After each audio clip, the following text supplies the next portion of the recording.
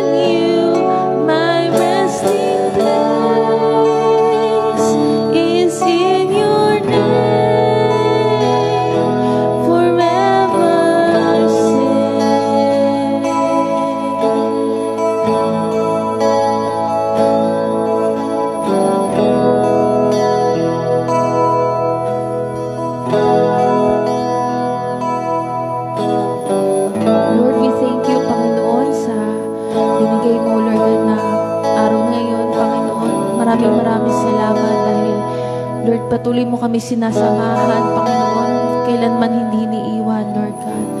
Lord, dalangin ko na kung ano man, Panginoon, yung mga bagay, Lord God, na nagpapabigat, Panginoon, sa aming mga puso.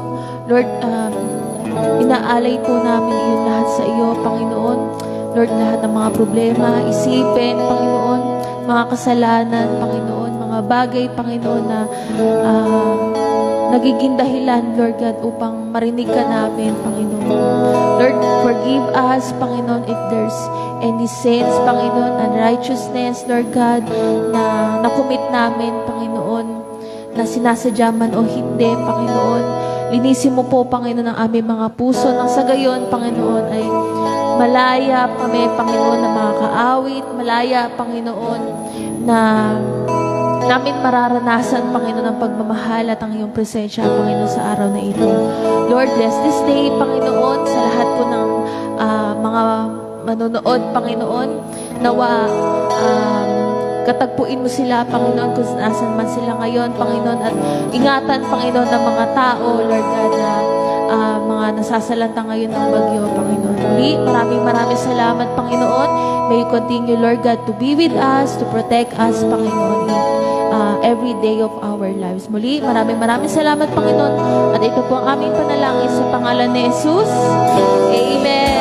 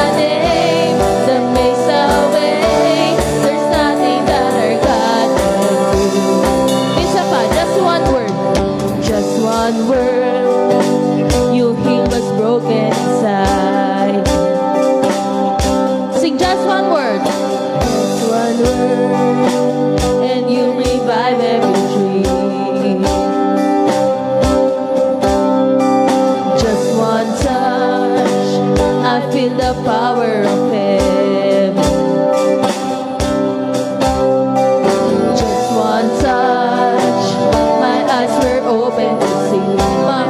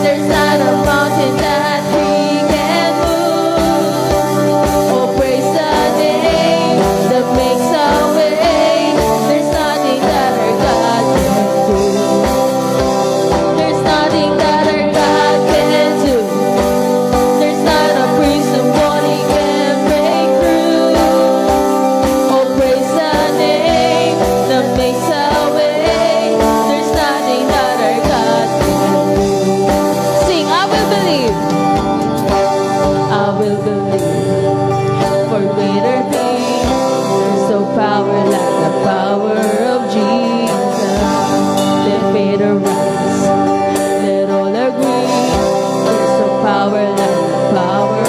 Sing, I will believe. I will believe for greater things. There's no power like the power of Jesus. Let faith arise. Let all agree. There's no power like. Sing, I will believe. I will believe for greater things. There's no power like the power of Jesus. Let faith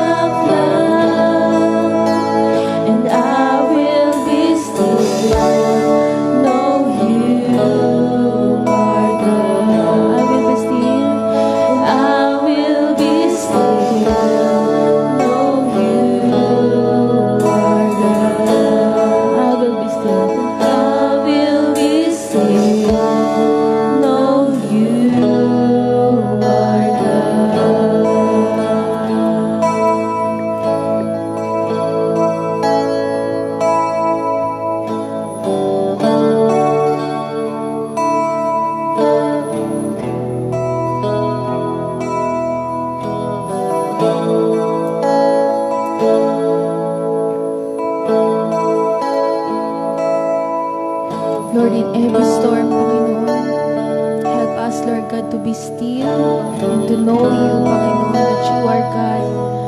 Lord, tulungan mo kami, Panginoon, na magtiwala sa iyo, Panginoon, ng buong puso. Turuan mo kami, Panginoon, na sa iyo lamang lumapit, Panginoon, sa iyo lamang umasa, Panginoon. Lord, alam namin, Panginoon, sa mga pangyayari, Lord, sa aming bansa, Panginoon, naniniwala kami, Panginoon, na hindi mo kami pababayaan, Panginoon.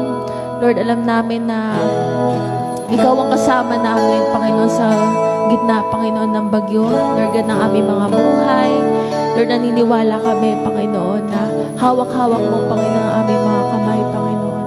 Lord, sa hapon na ito, dalangin ko na kayo po ang patuloy na magpakilala sa amin, Panginoon. Kayo po yung patuloy na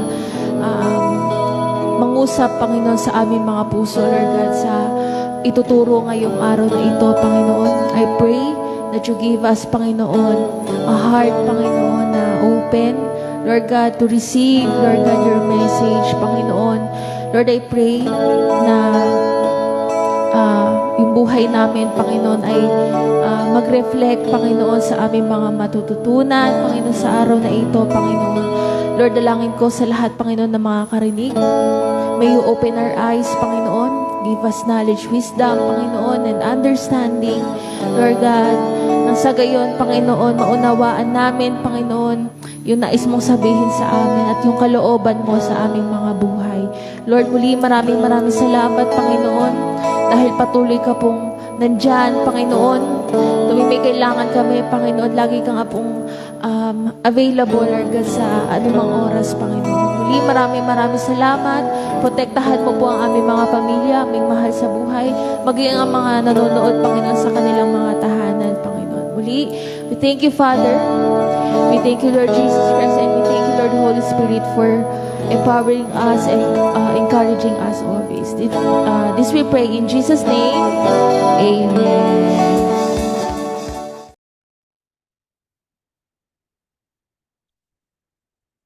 Isang magandang umaga at maulang araw sa ating lahat. Naway nasa mabuti po kayong kalagayan kahit po paparating si Pipito. At marami po tayong kailangang ipanalangin dahil marami pong naapektuhan ng bagyo doon sa Bicolandia. So bago po tayo magsimula, tayo po muna ay manalangin at idulog natin sa Panginoon ang ating bayan. Panginoon, maraming salamat dahil naniniwala kami na sa kabila ng mga pagsubok, trahedya, mahal na mahal mo kami, Panginoon. At ang aming panalangin, patuloy na kalingain mo ang aming bayan at gamitin mo, Panginoon, ang aming mga leader para sa mas maayos, mas mabilis na rescue and relief efforts sa mga lugar na nangangailangan ng tulong. At sa pamamagitan ng mga trahedyang ito, Panginoon, ay bumuo ka ng mga relasyon na mas lalo magpapatatag ng aming samahan bilang bayan. At gamitin mo, Panginoon, ang mga natural calamities na ito para lalo kaming mapalapit sa inyo. Lord, panalangin sa lahat ng aming kababayan, lalo na dun sa naunang apektuhan sa norte. Patuloy, Lord, sila yakapin mo at Banal na Espiritu, ikaw ang aming taga-aliw. Patuloy, Panginoon, sila ay iyong patnubayan, gabayan at palakasin ng kanilang mga kalooban. Salamat Ama sa iyong biyaya, itong aming panalangin sa matamis na pangalan ng aming Panginoong Hesus. Amen. Alam nyo, sa ating bayan, napapansin na natin yung climate change, no? So I would like to share my slides. Alam nyo, may series supposed to be ang church na sinusunod, pero sabi ko, let's take a break given na marami po tayong mga kailangang unahin na mga concerns. At nilagay po ng Panginoon sa aking puso yung pagpapahayag ng kanyang kapayapaan kahit nasa gitna po tayo ng trahedya at ng bagyo. So, simulan po natin yung kwento. Yung eksena po na yan ay naganap noong tumawid, no, sa kabilang ilog ang Panginoon. Makikita po natin yung kwento mamaya sa Matthew chapter 4. Mark chapter 4. Pero bago po yan, sinabi ko po kanina, marami pong nakapansin na sunod-sunod ang bagyo sa Pilipinas. Imagine, no? 6 tropical storms in about 5 weeks. So sinabi ng mga eksperto, mga meteorologists, at mga scientists, no, na ito'y bunga ng La Nina phenomenon. Pag sabing La Nina, mas marami pong tag-ulan. Mapapansin nyo, no, November na, magdi-Disyembre na, pero di pa natin nararamdaman ng amihan, yung malamig na panahon. At ito po ay dahil sa pagdami ng mga bagyo sa nagdaang mga linggo. Pero ang ating panalangin bago po matapos itong Nobyembre, wala na pong susunod na mga bagyo. Okay, at makakapagdiwang na po tayo ng maligaya, mapayapang Pasko. So maraming salamat sa ating mga eksperto sa pag-asa na lagi tayong ina-update, no, sa ating mga lagay ng panahon. Katulad ng aking nasabi, ang kwento na aking gustong ibahagi sa inyo ay galing sa Mark chapter 4, 35 to 41. Basahin po natin. What day, when evening came, he said to his disciples, "Let us go over to the other side." Leaving the crowd behind, they took him along just as he was. In the boat, there were also other boats with him. A furious squall came up, and the waves broke over the boat so that it was nearly swamped. Jesus was in the stern, sleeping on a cushion. So mapapansin nyo, no? May ministry si Jesus sa isang parte ng ilog at iniwan niya muna yung mga tao doon at pumunta sila sa kabilang ibayo. Pero mapapansin nyo rin, no? Hindi lang isang bangka ang involved dito sa eksena, kundi marami sila. Sabi dito, there were also other boats with him. So may mga nakasaksi na higit sa mga disipulo.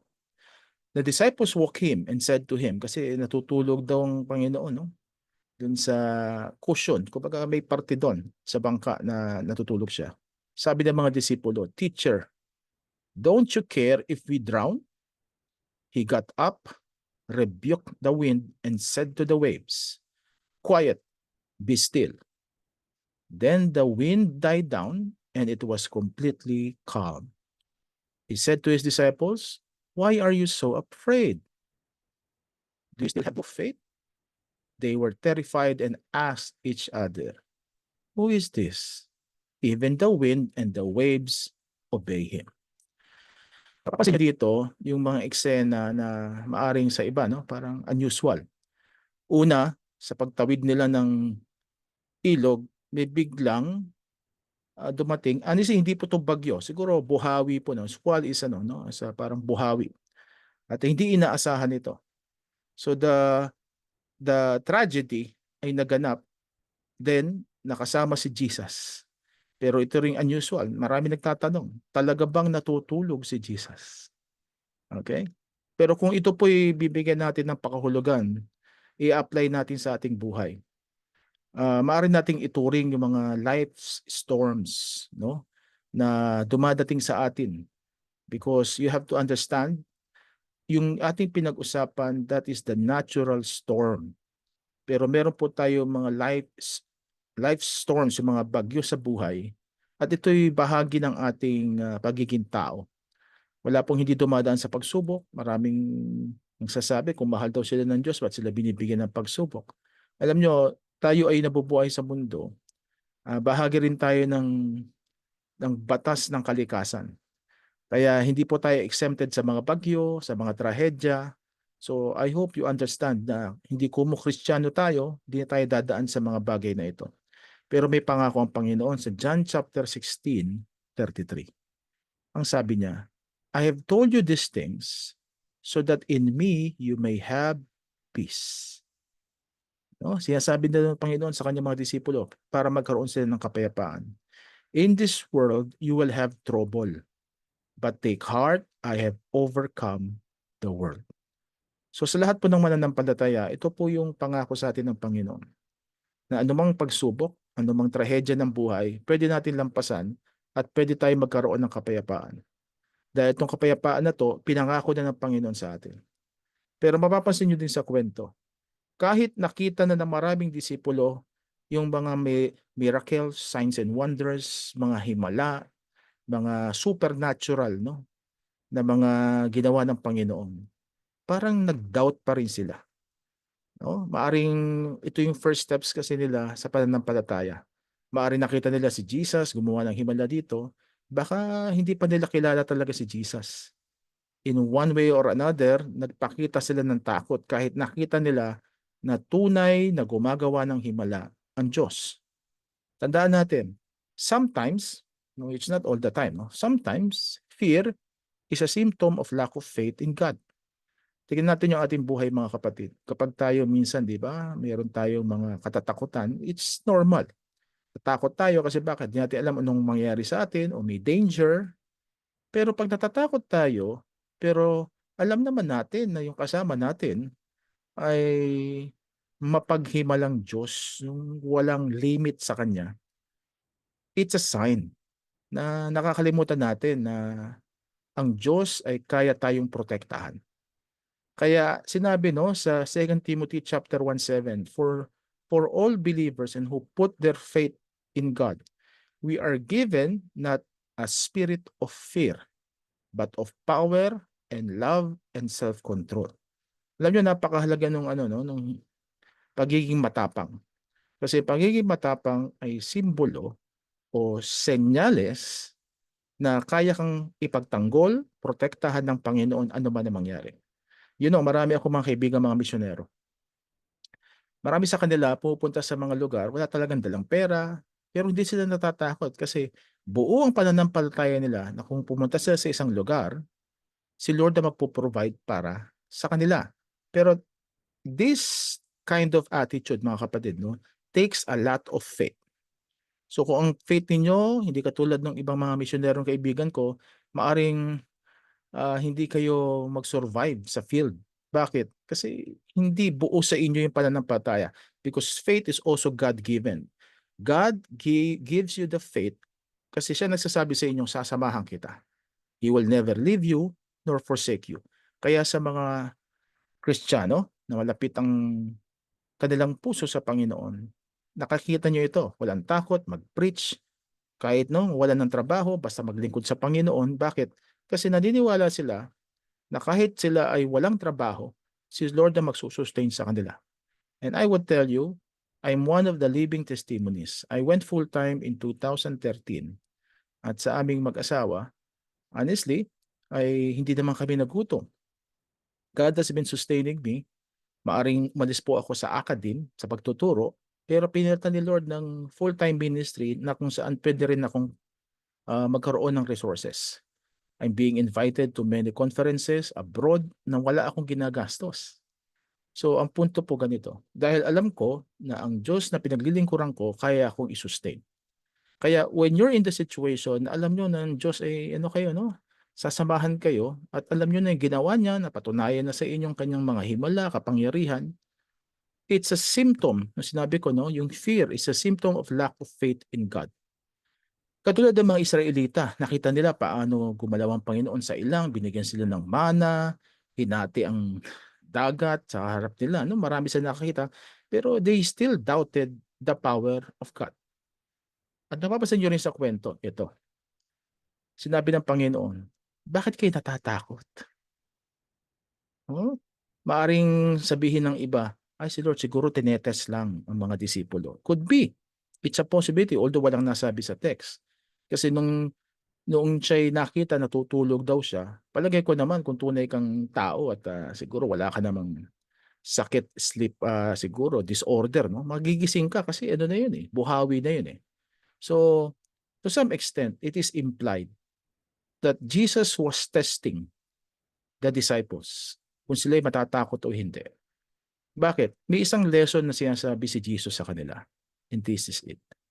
That God wants us to trust Him amidst life's storms. So, pinakita ng Panginoon, di ba? Mabilis na sinabi, quiet, tumigil ka, stop, biglang tumigil yung buhawi o squall. Kasi itong rule, pagdating sa ating relasyon sa Panginoon, huwag niyong kalilimutan po ito. We read Hebrews chapter 11:6. I really like this verse. Favorite kong verse ito eh. And without faith, it is impossible to please God. Because anyone who comes to Him must believe that He exists and that He rewards those who earnestly seek Him. You know the context of the chapter, Hebrews chapter 11. Pinaalam dyan kung ano yung naging mga karanasan, buhay na mga naunang nanampalataya sa Panginoon wala pa ng Old Testament. At marami sa kanila, yung iba nga, hindi nga mga Hudyo, katulad ni Rahab, no? At sumunod siya sa Panginoon. Bakit? Naniwala siya na kaya siyang iligtas ng Diyos ng Israel. Natuwa si Lord sa kanya. Kasi mga kapatid, kung tunay nating mahal ang Diyos, maniniwala tayo sa Kanya. At ito pa, kung tunay tayong naniniwala sa Diyos, sabi dito, we would earnestly seek Him. Pag sabing earnestly, lagi-lagi natin siyang hahanapin, lalapitan, hindi natin babaliwalain yung relasyon natin sa Kanya. So, yung test na ginawa ng Panginoon sa mga disipulo at siguro sa mga nakakita sa Kanya, simple. You know I can do miracles, so you must have faith in me. So ngayon mga kapatid, dumadaan tayo sa maraming pagsubok. Marami sa atin nawawalan ng pag-asa. Baka kailangan nating suriin yung ating lalim o yung ating relasyon sa Panginoon. Yung lalim ng relasyon natin sa Panginoon. Kasi alam nyo, kapag nalalayo tayo sa Panginoon, minsan tayo na lang ang gumagawa ng mga solusyon sa mga problema natin. At ang problema doon, we can only do so much. Hanggang doon lang yung kaya ng energy natin perhaps. At napapagod tayo, nauubusan tayo. Pero ang Diyos, tandaan ninyo, hindi natatapos ang supply ng kanyang biyaya at kapangyarihan. So in all of this, merong isang katotohanan. Ang gusto ng Panginoon, makuha natin yung kanyang kapayapaan. Because He is the Prince of Peace, si Jesus. No? Remember that sa Isaiah? At tandaan nyo, in the Bible, we have different kind of peace o kapayapaan. The first I would like to give you is this. We have peace from God. Meron tayong kapayapaan na galing sa Panginoon. John chapter 14:27. Ito yung sinabi niya sa mga mananampalataya, mga disipulo niya. Peace I live with you. My peace and I give you. I do not give to you as the world gives. Do not let your hearts be troubled and do not be afraid. Ang sabi ng Panginoon, iniiwan niya yung kapayapaan niya sa atin. Pag sabing kapayapaan niya, yung kagandahan ng kalooban, yung pagiging kalmado, no? Kung paano hindi siya natitinag sa mga nangyayari sa universe. Kasi siya may control ng lahat, no? Iniiwan niya yung kapayapaan na yun sa atin. Ano ba na mangyari? May trahedya man o hindi, let not our hearts be troubled. So we have peace from God. At meron din tayong tinatawag the peace of God. No? Pag sabing peace of God, ito yung uri ng kapayapaan na minsan hindi mo maipaliwanag. Pero it's there. Let's read Philippians chapter 4, 6 and 7. Do not be anxious about anything, but in everything, by prayer and petition, with thanksgiving, present your requests to God. And the peace of God, which transcends all understanding, will guard your hearts and your minds in Christ Jesus. Marami nagtatanong, ano ba itong peace of God which transcends all understanding? Ito yung kapayapaan na hindi mo maipaliwanag kahit nagkakagulo ang mundo. You have that kind of peace. Kasi alam nyo, isa sa hindi kayang dayain ng kaaway sa mga binibigay ng Diyos ay yung kapayapaan. Kasi yung love, pwede niya ipeke yun. Bibigyan ka ng fake love. Yung blessing, pwede niyang pekein yun. Pwede kang bigyan ng blessing pero sa kanya nang galing. Pero yung kapayapaan, kalmado ka, hindi ka anxious, yung aligagaba, irritable, that can only come from the source of real peace. That is the Lord Jesus Christ. At sabi pa dito, which transcends all understanding. Hindi mo maintindihan, no? In a sense. So parang hindi mo maipaliwanag na siya magbabantay sa ating pananampalataya. Kumbaga, anumang pagsubok, anumang mga trahedyan dumaan sa buhay natin, we have that kind of peace. No? Kalmado. Pero the basic truth, we have the peace from God, we have the peace of God, pero may isa pong katotohanan. You cannot have those peace if you do not have peace with God. So yung third po is yung peace with God. Alam niyo ano po ibig sabihin nito? Kung tayo ay nasa mundo, hindi natin kilala ang Panginoon. Sa lahat ng mga walang relasyon kay Kristo, they are considered enemies of God. Yeah, mahal po tayo ng Panginoon. That's the truth. Pero ang sabi ni Pablo sa kanyang mga sinulat from the book of Romans onwards, if you don't have a relationship with Christ, you never receive yung kanyang lordship sa buhay mo, hindi mo siya tinanggap bilang Diyos ng buhay mo, you have this relationship, yung enmity. Kumbaga, masakit man pakinggan, no? Pero hindi kayo bati ni Lord. No? Bakit? Pag hindi kayo bati, ibig sabihin kasi may naghihiwalay. And what is that? Yung kasalanan. Kaya sabi ni Paul sa Romans chapter 5, therefore, since we have been justified through faith, we have peace with God through our Lord Jesus Christ. Alam nyo, ang ministry ni Jesus ay pagkasunduin ang Diyos Ama, no? Pati ang tao na makasalanan. Bakit? Kasi ayun ang talagang nais ng Diyos, no? The Trinitarian God para sa atin. Sinira tayo ng kasalanan, no? Hiniwalay tayo ng kasalanan sa sweet, close fellowship with God. Kaya si Lord namatay sa krus ng Kalbaryo para tayo manumbalik sa malapit na relasyon sa Diyos. Kaya ito yung mga kapatid, no? Sa maraming mga nagaganap sa ating buhay, huwag niyo pong kalilimutan itong bagay na ito. Ang naghihiwalay sa atin sa Diyos ay ang buhay na makasalanan. So kung meron po tayo mga pagkukulang sa Diyos, hingi tayo ng tawad at magkaroon tayo ng malalim na relasyon sa Diyos at huwag niyo pong iwawala sa equation ng mga decision making ninyo. No?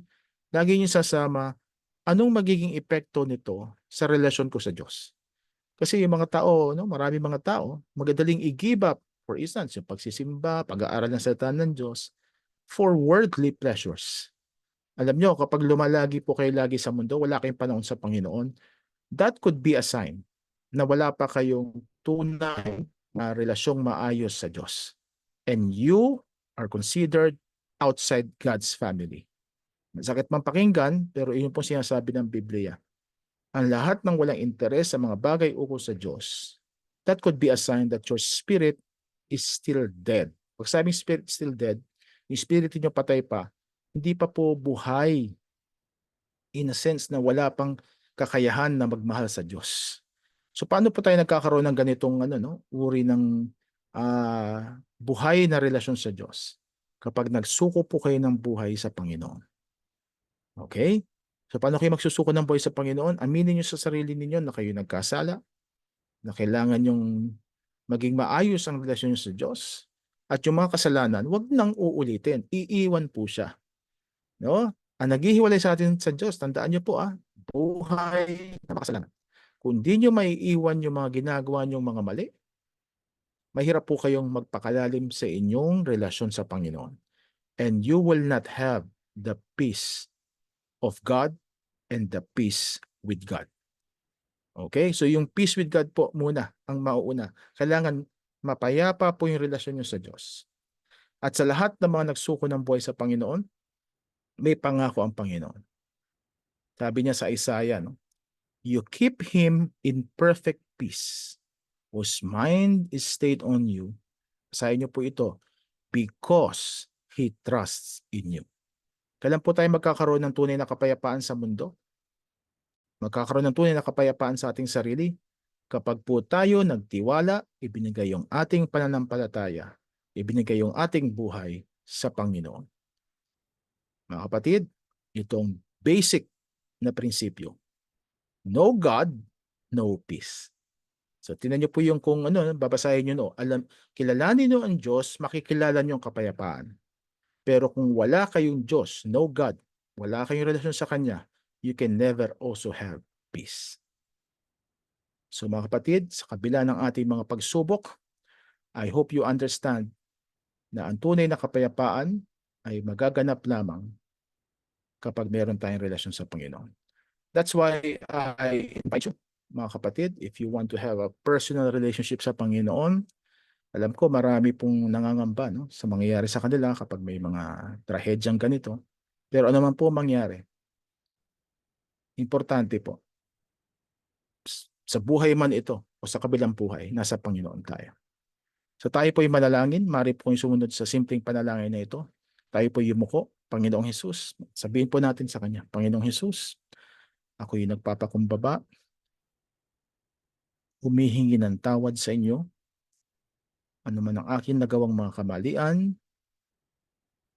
linisin mo ako ng iyong banal na dugo. Inaamin ko sa aking sarili na ako'y isang makasalanan, baguhin mo ko, Panginoon. At ang nais ko ngayon, maging Diyos, Panginoon, at Hari ka ng buhay ko. Tulungan mo ko, Banal na Espiritu, na sumunod sa Panginoong Hesus at maglingkod sa Diyos. Ako na lamang po mananalangin. Panginoong Hesus, kayo po ang nakarinig ng mga panalangin na sinambit ng mga nakikinig sa preaching na ito. At ang aking dalangin, patuloy Lord, pagyabungin mo ang kanilang buhay pananampalataya at anumang takot na nasa kanilang puso, Panginoon, minsan pa, patunayan mo na ikaw ang Diyos ng kapayapaan at tatanggalin ang lahat ng mga anxieties, lahat ng mga kawalan ng kapayapaan sa kanilang buhay. Lord, bless their families as they continue to follow you, Panginoon. We believe that you would continue to bless their efforts so that they could also be a blessing to many people. Salamat naman sa iyong biyaya at sa lahat na ito. Pagpalain mo po ang lahat na nakikinig. May the Lord bless you and keep you. May the Lord's face shine upon you and be gracious to you. May the Lord lift up His countenance upon you and give you peace always. Salamat, Ama. Itong aming dalangin sa pangalan ni Jesus. Amen. Amen. So mga kapatid, I hope you would keep yourself safe kahit po bumabagyo. So iwas-iwas po muna sa mga gala habang umuulan. And I would like to personally invite you. We will have our Christmas gathering. So sa lahat po na nakikinig, I hope you can come sa December 20. Friday po natin gagawin yung ating Christmas gathering na mangyayari sa Barangay May Bunga Hall, 3rd floor po. Alam niyo yung ating office kasi ay hindi na sapat para sa dami ng mga dadalo. So kita-kita po tayo doon at may mga announcement po tayong ipopost sa ating page. Kindly like and follow yung Generation 316 Ministries Facebook page. Again, maraming salamat mga kapatid. Pagpalain kayo ng Panginoon at patuloy. Keep yourself in the state of perfect peace and righteousness in the Lord. Salamat po. Ako po inyong lingkod, Pastor Ronald. Magandang araw po. Sige, palakpakan natin si Lord!